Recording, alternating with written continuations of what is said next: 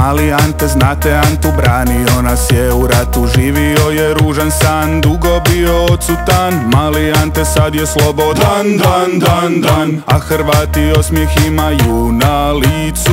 Mali Mladen krupnog srca, iz njega toplina frca. Širok osmijeh, pogled blag, dugo ga je držao Hag. Ali sad je Mladen slobodan, dan. Pa su opet svima osmijesi na licu.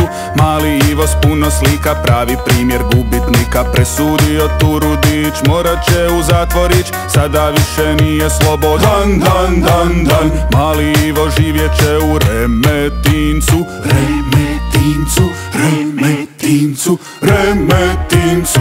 Remetincu, gužva je u Remetincu. Samo nek se sobe pune s onima što kradu kune. I na kraju, Bože hvala za slobodu generala. Kada pravda počne vladat